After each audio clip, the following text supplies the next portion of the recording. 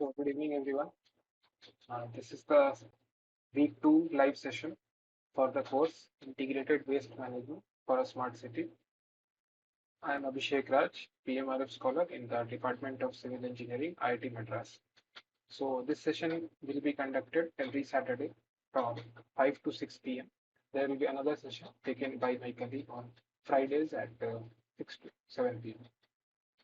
So this session you will see the overview for week 2, followed by the practice assignment questions, and then we will take up the doubts. So coming to the overview of week 2. So firstly we had lecture 1. So there we studied the leachate and landfill gas. So mainly it was about how these are managed. Secondly, we had waste stabilization. So this was concerned with the landfill stabilization, the 4 stages. Then we had lecture 2. So there we have the solid waste characterization. So we characterize them and put them into certain list based on their toxicity. Then we had characteristic wastes. Then we have the TCLP test, so which is the toxicity characteristic leaching procedure test. Followed by this, we had lecture 3, in which we had the solid waste characterization based on physical characteristics, which includes density, water, and solid content. Then we had in lecture 4, porosity and the particle size. That was the physical characteristic. Then we had waste composition characterization. So that includes 2 approaches. The first is the source specific approach, and the second one was material flow. We just check if someone is waiting in the GU. Is there?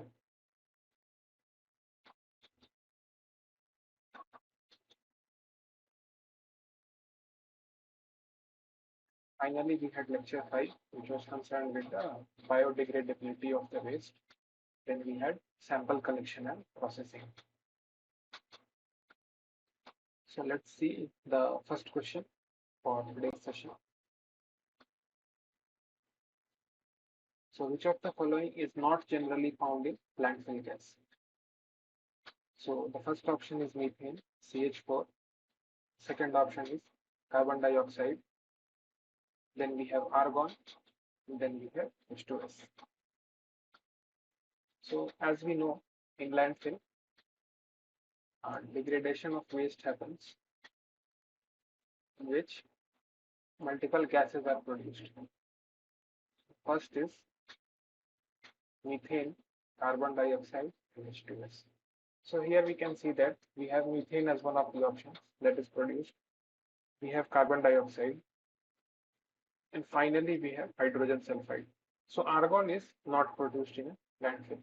So that is the correct answer. That is option C. So option C was the correct answer. That is argon. So students can refer to week 2 lecture 1. So as we can see here, landfill gas contains the following gases, that is methane, carbon dioxide, water vapor, hydrogen sulfide, and there will be certain other organic compounds as well. In some cases, we will have heavy metals also in the landfill gas. So now we will see the next question. This question number 2. So this is a poll question. So I will drop a poll in the poll of Gmeet and you can answer it. So why emission of landfill gas in open air is a point of concern? So the first option is only due to odor, only due to toxicity, only due to the presence of greenhouse gases, and only due to odor, toxicity, and presence of greenhouse and explosive gases. I will drop a poll.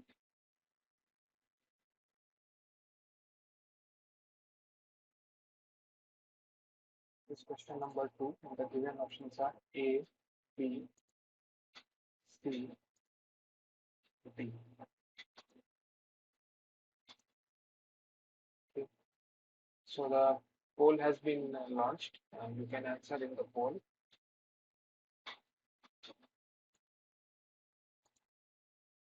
This is a relatively easy question, so please choose the answer accordingly. And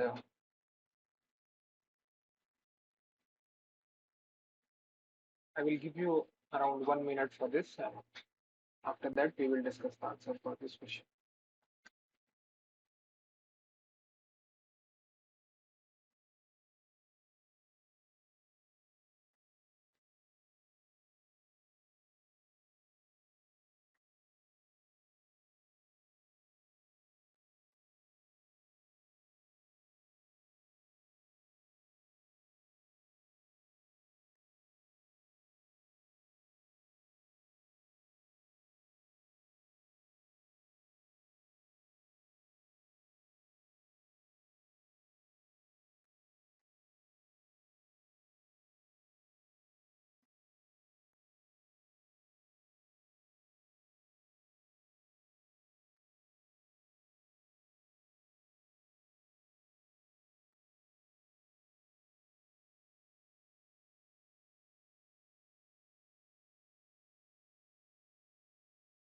So we'll discuss the answer for this question.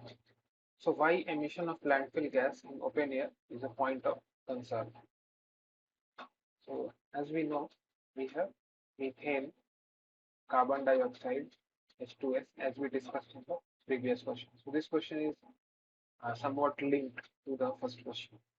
So methane has a certain odor, carbon dioxide is toxic, and it is also a greenhouse gas. So toxicity here we are referring to in terms of the effects of carbon dioxide, not as like hazardous or toxic that way, but somewhat toxic in terms of its greenhouse effect. Then we have H2S, so that also has odor. So it will have a rotten egg smell. So if we have read in chemistry, we'll do a test where it will produce a popping sound. So we have odor that comes from CH4H2S. So CH4, CO2, H2S, all these are toxic gases also. And if we talk about greenhouse effect, so methane and carbon dioxide contribute significantly to greenhouse effect. So C is also correct. So we can see that all the options that are odor, toxicity, and presence of greenhouse and explosive gases, all three are correct. So the correct answer will be B. So since A, B, C all were correct, the correct answer was B. So coming to the answer, so due to odor, toxicity, and presence of greenhouse and explosive gases, uh, landfill gas is an issue. So we have odor, toxicity, explosive gases. So students can refer to week 2, lecture 1 for this question. Then we have the third question, that is question 3. So landfill leachate with lowest pH value is generally found during which stabilization phase? So the given options are methane forming phase, final aerobic phase, acid forming phase, and preliminary aerobic phase. So as we know, during landfill stabilization, so we will have multiple stages. So the first will be aerobic, the second will be the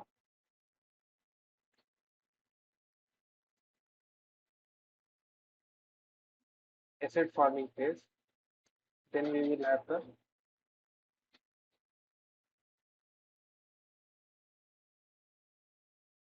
methane forming phase, and finally we will have the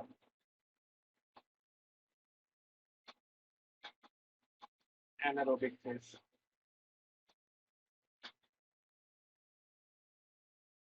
But finally we will have the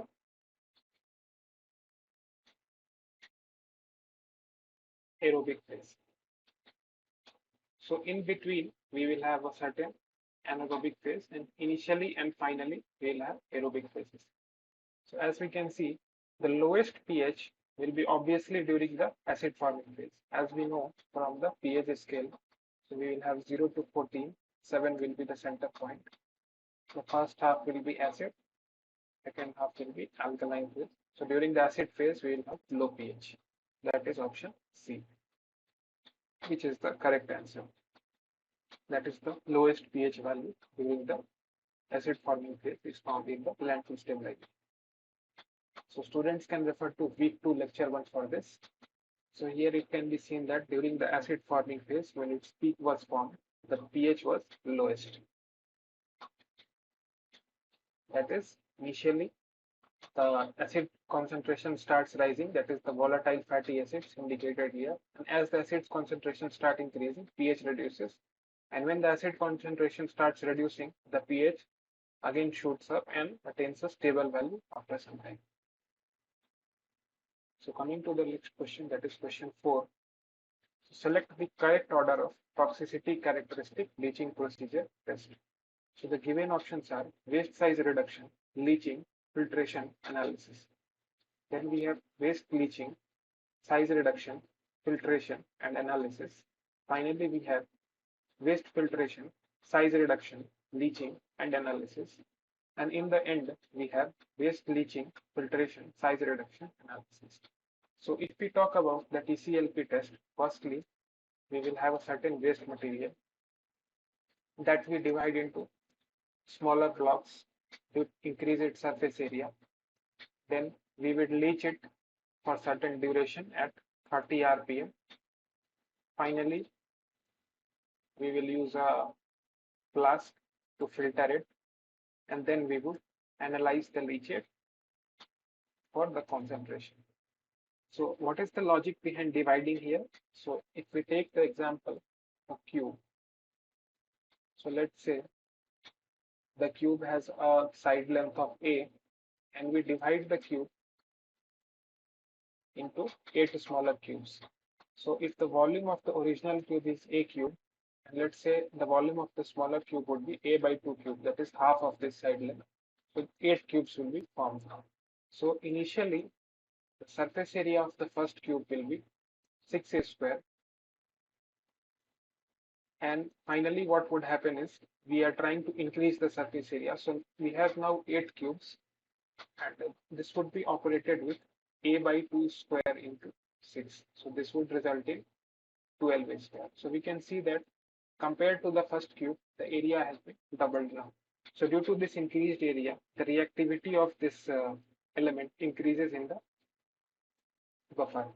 So firstly, we do a size reduction, then we do a leaching, then we filter the leachate, and finally, as any test, we will do an analysis. So the correct answer is option A. So students can refer to week 2 lecture 2 for this. So we will have a solid waste. We'll reduce the size to less than 1 centimeter. Then it will be leached at 100 grams or 30 rpm at a speed of 30 rpm. Finally, we will filter the solids from leachate. Then we will analyze the leachate. Depending upon the concentration, we'll put it in listed or non-listed category. So firstly, size reduction, that is here. Leaching was done here. Filtration, and finally analysis. So coming to the next question, this is also a poll. This question number 5. So which of the following options represents the values of extraction fluid pH in the toxicity characteristic leaching procedure test? So the given options are 2.93 plus minus 0.05, 4.93 plus minus 0.05, 2.88 plus minus 0.05, and 4.88 plus minus 0.05. So I will drop a poll in the Gmeet.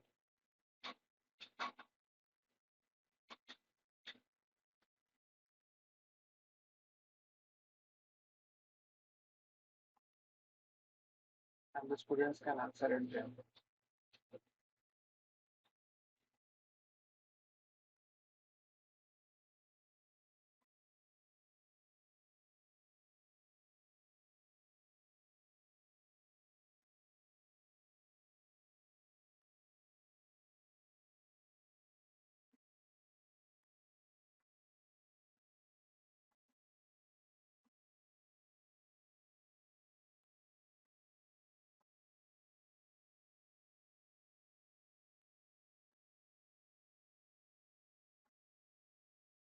So the poll has been launched. I will give you maybe 2 minutes for this.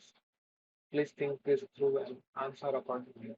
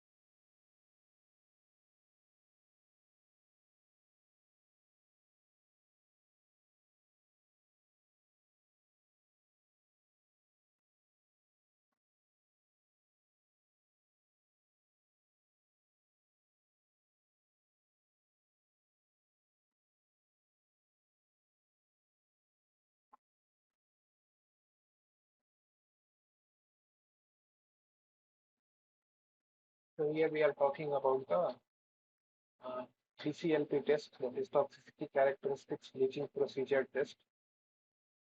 So we are talking about the fluid that was used to leach the waste element. So what is the pH of that fluid as per the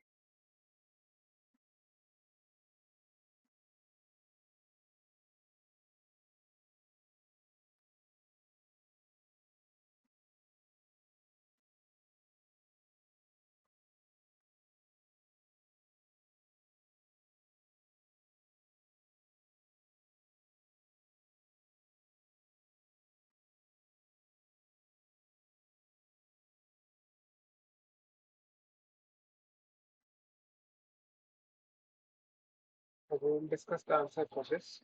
I don't think we have many responses. So we have only a few responses here. So we are talking about the extraction fluid pH. So what is the extraction fluid? It is nothing but a buffer. So usually we use acetic acid, that is CH3COOH plus NaOH. So the buffer of the pH of this would be around 4.93 plus some tolerance level is also used because it is very difficult to maintain a single pH point like 4.93. So we should always have some tolerance level.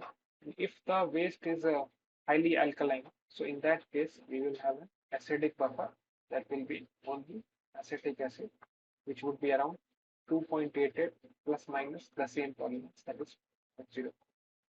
So here we will have two correct answers. The first one will be B and the second one will be C. So B is also correct, C is also correct. So you can see that B and C both are correct, where B is 4.93 plus minus 0.05. Then we have 2.88 plus minus 0.05 for week 2, lecture 2. So students can refer to the second lecture of this week for this question. So if we see the buffering ability of the waste, so we have the fluid. So we have acetic acid, NaOH. There the pH is 4.93 plus minus 0.05. Finally, we have the acetic acid, where the pH is 2.88 plus minus 0.05.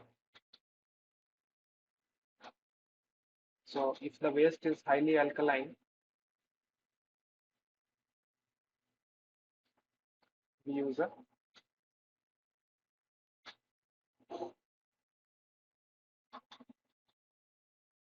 acidic buffer. But if the waste is like normal or homogeneous concentration the waste has, in that case, we will go for a normal buffer with a pH of around 5. So we'll see the next question, that is question 6. So this is a poll. So which of the following statements are true? So toxic listed waste contains harmful chemicals which indicate a threat to human health and environment in absence of regulation. Option B is toxic listed waste contains such dangerous chemicals that it could pose a threat to the environment even when properly managed. These wastes are fatal to humans and animals even in low doses. Then we have the last, that is option C, which is toxic acutely hazardous waste typically contains harmful chemicals, which indicate it could pose a threat to human health and environment in the absence of regulations. And finally, we have acutely hazardous waste contains dangerous chemicals that it could pose a threat to human health even when properly managed. And these wastes are fatal to humans and animals even in low doses. So I will drop a poll. I will maybe give you some 2 to 3 minutes for this because it's a long question and it will take some time to read as well. So please take your time and answer it correctly.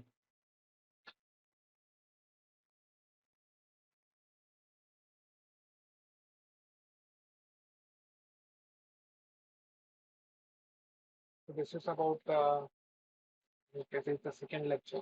So we have the listed and characteristic waste.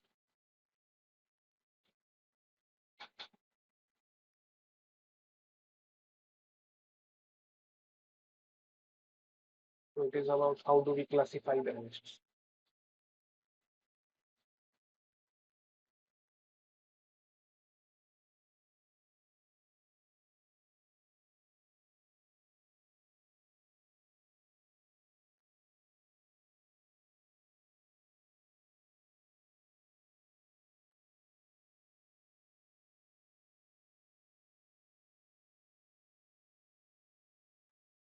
So depending upon the type or characteristic of the waste, we have listed and the hazardous category, toxic listed and acutely hazardous category. So read the statements and then you can answer it.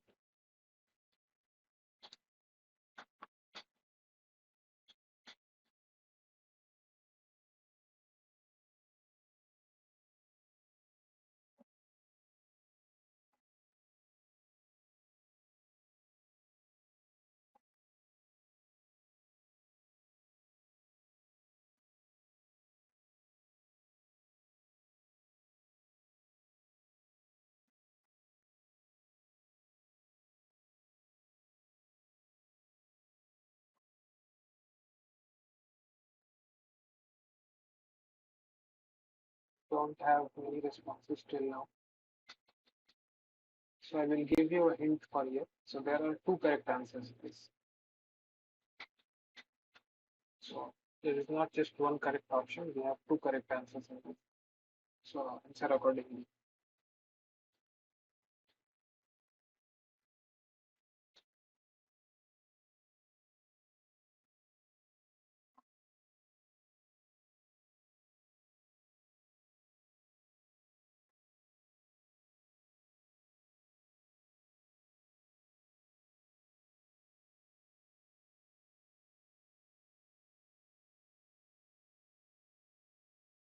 We will discuss the answer now. So I think we have some votes in favor of A and C. So we'll see. No issues. See that. So we have firstly toxic listed and we have acutely hazardous. So about toxic listed, so that will have harmful chemicals, that is obvious from the name. And it will pose a threat to human health in the absence of special regulations. So yeah, this is correct. It will pose a threat when it is not properly managed and when there is an absence of regulations, then it will pose a threat. So A is correct. So I guess some people had answered A, so that is correct. So if A is correct, B can't be correct. So B is wrong. So then we will come to C. So acutely hazardous waste contains harmful chemicals which indicate a threat to human health in the absence of special regulations. No, this is exactly the same definition as A. So this can't hold true. C is wrong. So automatically D will be correct, but still we will read it. So acutely hazardous waste contains dangerous chemicals. It could pose a threat to human health and environment even when properly managed. So this is the key word. Even if we properly manage it, there may be some issues relating to acutely hazardous waste because this is acutely hazardous and there should be a certain set of guidelines or regulations that need to be followed. Just proper management is not enough. So option D is correct. So the two correct answers are option A and D. So students can refer to week 2 lecture 2 for this.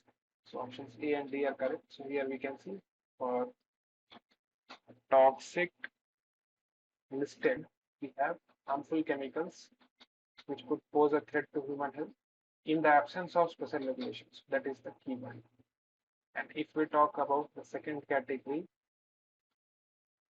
that is acutely hazardous. So it contains dangerous chemicals that could pose a threat to human health and environment even when properly managed. So that is the key word here, even when properly managed. So one should be careful about reading these definitions and finding the differences between them. We'll see the next question, that is question number 7. So which of the following statements are true for toxicity characteristics leaching procedure? So it is developed under the Resource Conservation and the Recovery Act. The second option is determines methane percentage in landfill gas, and it represents MSW landfill conditions, and it determines the organic content of leachate. So the TCLP test was developed in USA under the RCRA, that is Resource Conservation and Recovery Act, that is abbreviated as RECRA. So this is correct. It determines the methane percentage in landfill gas. So this is wrong. It is used to determine the toxicity characteristic of a waste. It is not used to determine any kind of organic content. It's used to determine the leachate concentration for a certain element. And also it determines the organic content of leachate. So this is also wrong. And it represents the landfill condition. So this is correct because it is used to simulate the landfill conditions. So we try to simulate the landfill conditions as much closely as possible in the TCLP test. So C is correct. So option A and C are correct. So it is developed under the Resource Conservation and Recovery Act, and it represents the landfill conditions. So students can refer to second lecture of this week to solve this problem. So we determine the toxicity characteristic. It is developed under the RECRA Act. It is representative of landfill conditions, most widely used tested. So we will see the next question, that is question number 8. So which of the following statements are correct related to landfill gas collection wells? Wells connected to a gas extraction system are known as passive wells. Wells open to atmosphere are known as active wells. Wells connected to a gas extraction system are known as active wells. Finally, we have the last option, that is wells open to atmosphere are passive wells. So simply from the terminology, we can see that active and passive. So active is that we are trying to do something actively. So that is, we will have a system in place. Whereas in passive, there won't be any system. So you can see that when wells are connected to a gas extraction system, those are active wells. So this is correct. And wells open to atmosphere where we are not doing any active participation in the process. So those will be passive wells. So C and D both are correct. So the correct answers are C and D. So option C and D are correct. So wells, when they are connected to a gas extraction system, those are active wells. When they are open to atmosphere, they are passive wells. So passive wells, open to atmosphere, active wells, connected to extraction system.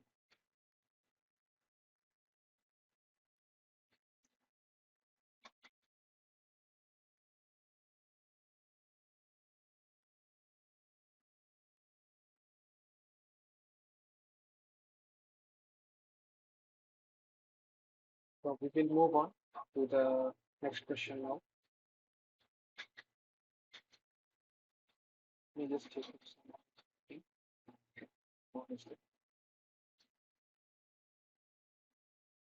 I hope you can hear me. Am I audible? Yeah. Okay. Thank you.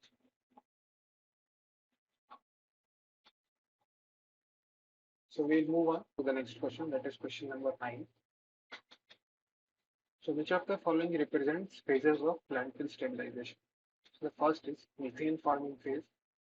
Second is preliminary anaerobic phase, acid forming phase, preliminary aerobic phase. So firstly, we will have the aerobic phase. Then we will have two anaerobic phases.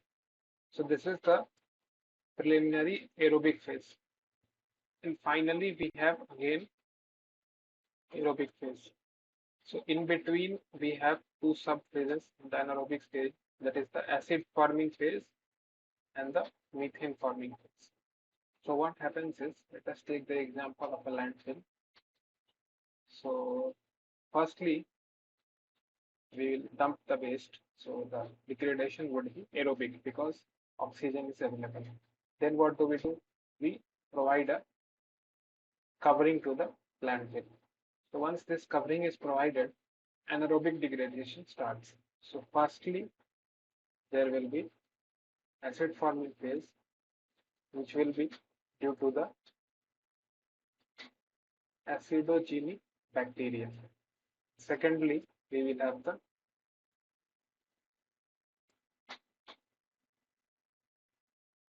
methane forming phase, which will be due to methanogenic bacteria. So once these two phases are done, so that would be the anaerobic phase, and finally it will go back to aerobic phase. So we can see that methane forming phase is present. There is a acid forming phase. There is a preliminary aerobic phase, and finally there is a uh, aerobic phase again. So there is nothing like a preliminary anaerobic phase. So this is wrong, and the A, C, D are correct. So the correct answers are option A, C, and D. So we have methane forming phase, acid forming phase, preliminary aerobic phase. So here we can see firstly we have aerobic phase, then we have anaerobic phase, which has two subphases, acid forming and methane forming, finally aerobic again. So we'll go to the next question, that is question 10. So the weight of the wet solid waste with crucible is 55.11 grams and the dry empty weight of the crucible is 43.22 grams. The oven dried weight of the crucible with sample is 50.13 grams. Calculate the moisture content of the solid waste. So the given options are 55.32, 41.88, 65.13, 45.76. So we need to find the moisture content. So that is nothing but the weight of water by the total weight of the waste. So what will be the weight of the water? So that would be nothing but the sample weight when it is wet minus the sample weight or the solid waste weight when it is dry. So here we have been given the waste with the crucible. So we'll take it directly because the crucible's weight will get cancelled out in each of them. So we have 55.11. That is the weight of the wet solid waste with crucible. And we will subtract this with 50.13. That is the oven dried weight. So this would be around 4.98 in grams. So this is the mass of water in. And finally, we will need the mass of the waste. So that would be the solid waste, its wet weight minus the weight of the crucible. That is the dried weight. So we have 55.11 and we would subtract the dried weight of the crucible, that is given as 43.22. So this would come to be around, I think it will be around 11 point. Let me just check in the calculator. So I don't want to be wrong here. So 40, this is 43.22. That would be around 11.89 or 0.9. So this will be 11.89. So if we divide this, so that would be 4.98. So 4.98 divided by 11.89. This would come out to be around 0.4188. So this is the moisture content in decibels. So we'll convert this to percentage by multiplying this with 100. So that would give us 41.8. So that is option B. So option B is the correct answer. It is 41.88. So students can refer to this equation. So MW by MT is the moisture content.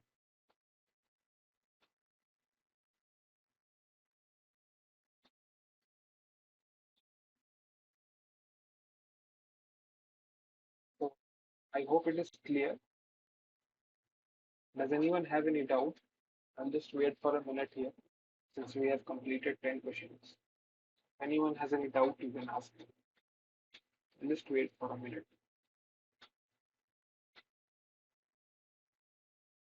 Please let me know if you have any doubts. After this, we will move on to the 11th question.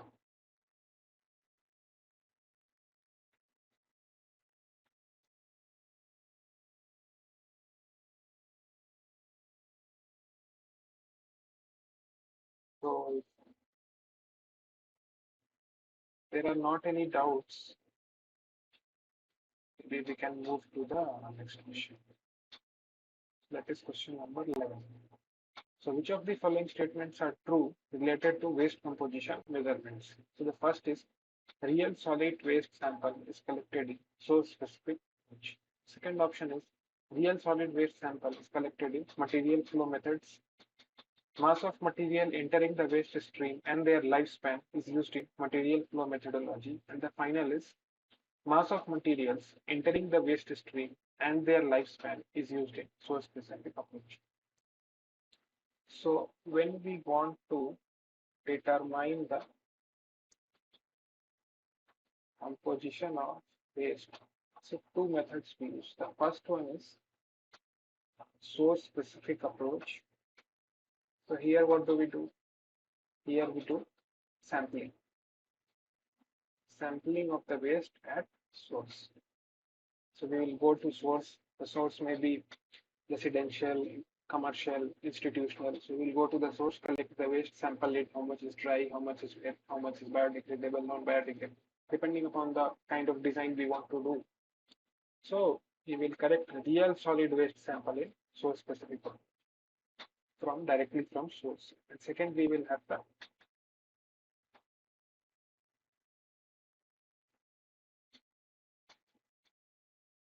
material flow methodology.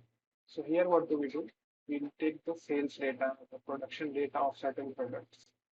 Then we will see the useful life.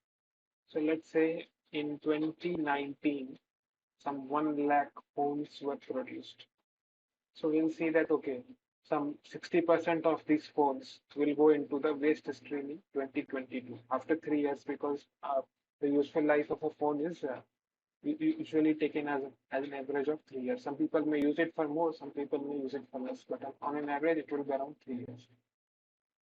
So around 60,000 phones, we can assume, they went into the waste stream after 3 years. So this is how we do it. So we'll have the sales data, production data. So more precise is sales data, because more products would have been produced, but certain will be exported. But we need to be worried what were sold in the country. So depending upon when they were sold and what was the useful life of the product, so we can determine that. So that is done in this material flow methodology. So mass of material entering the waste stream and their lifespan, we do it in material flow methodology. That is option C. So option A and option C are correct.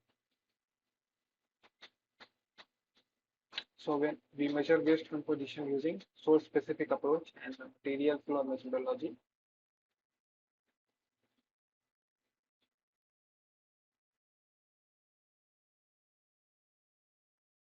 so when material flow approach is used, mass of material entering the waste stream are estimated from the amount of material predicted to be discarded based on the amount of material produced. So based on the production or sales data, we'll do it.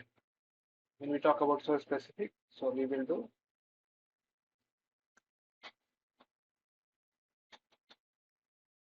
sampling at the source. So option A and C are correct.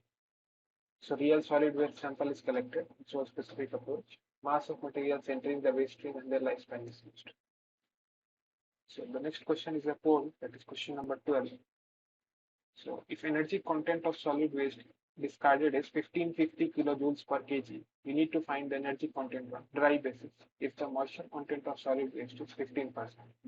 The given options are 3.2 megajoules per kg, 1.2 megajoule per kg, 1.8 megajoule per kg, and 1.5 megajoule per kg. So I will drop a poll in the Gmeet. Then you can answer it.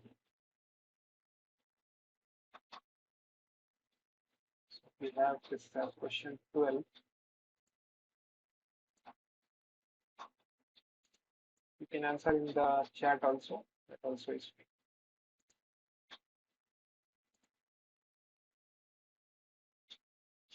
So please take some 2-3 minutes for this. Since this needs to be put some thought to. I won't say this is a difficult problem. This is a simple problem, but you need to put some thought.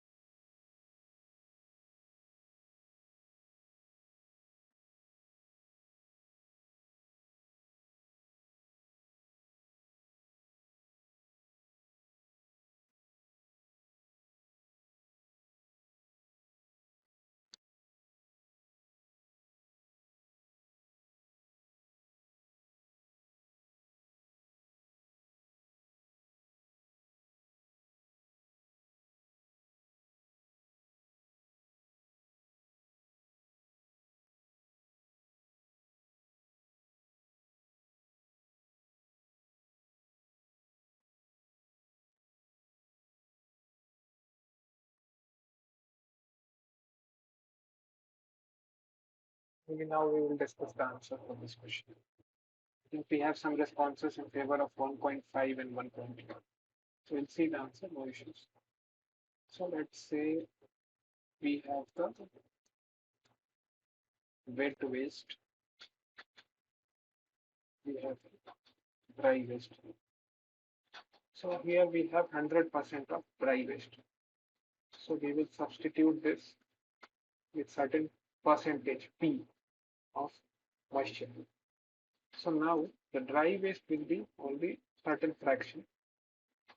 The rest of the fraction will be the moisture, that is the water. So if the dry waste had an energy, let's say of ED, so the wet waste should have some less energy than that, right? So the dry waste generally will have more energy, and the wet waste should have some less energy. So that would be nothing but 1 minus P. So this is because we have diluted that dry waste by a percentage P. So that P is nothing but our moisture content.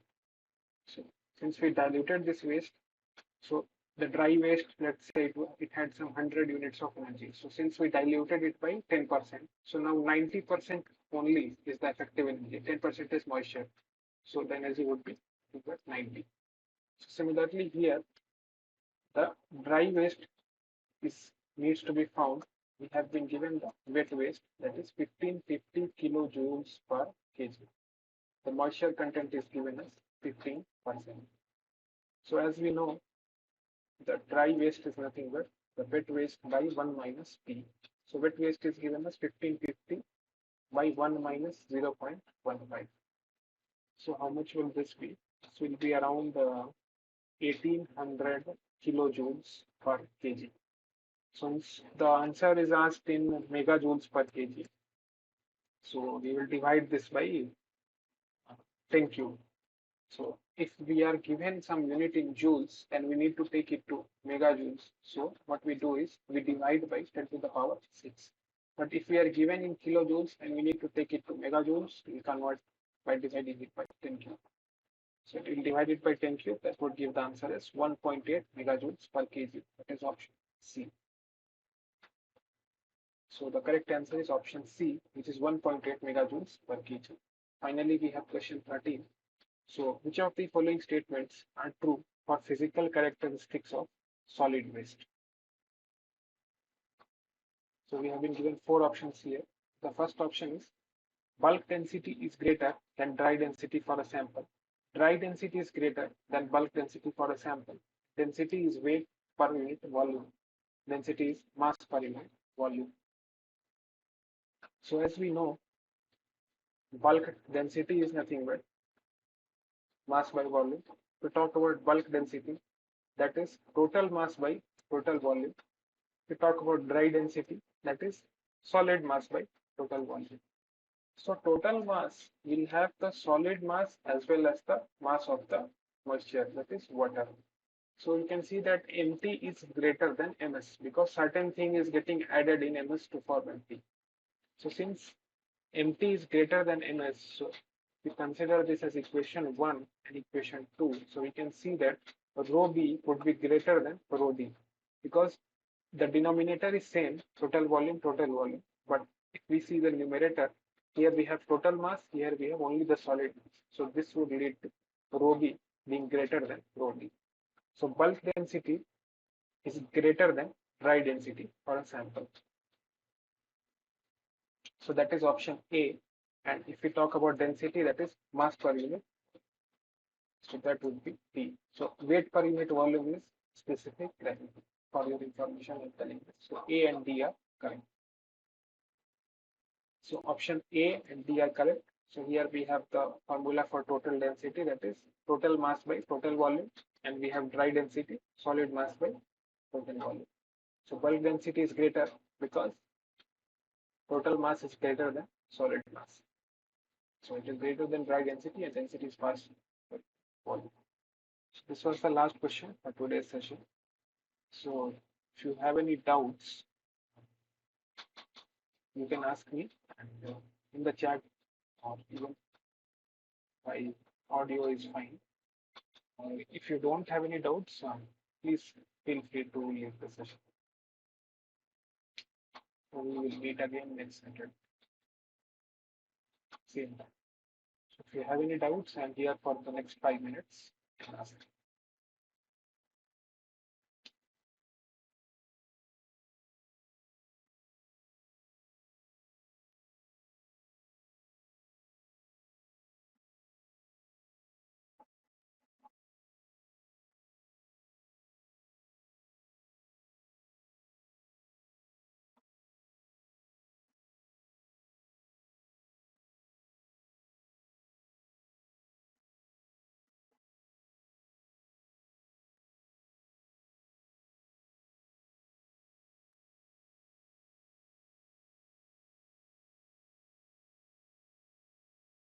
Yeah, thank you. Thank you for attending the class. Thank you.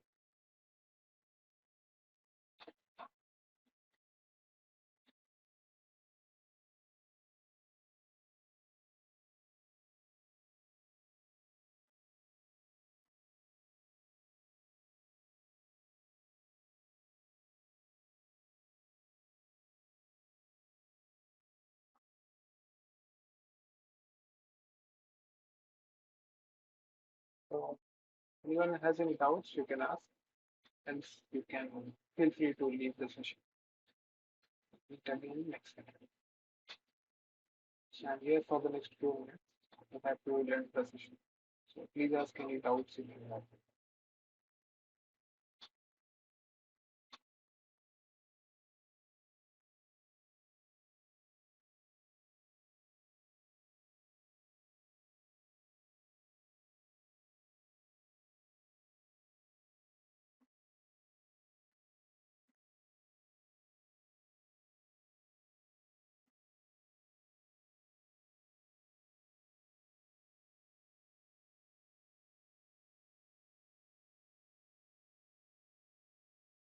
any doubts, you can ask.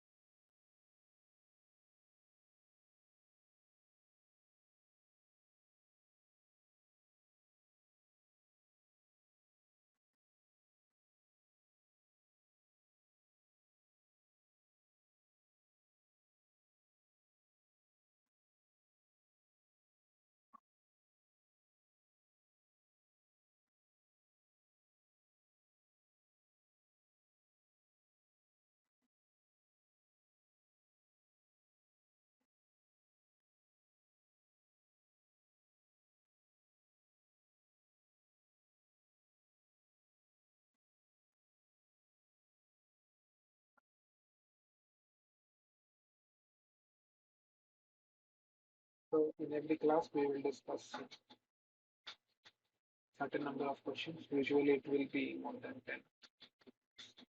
So this will help you in solving the assignments or the course. Finally, it will also help you in preparation for the exam. So this was the session for week 2. So I'm here for 1 more minute and then we will end the session. So if you have any doubts, you can ask.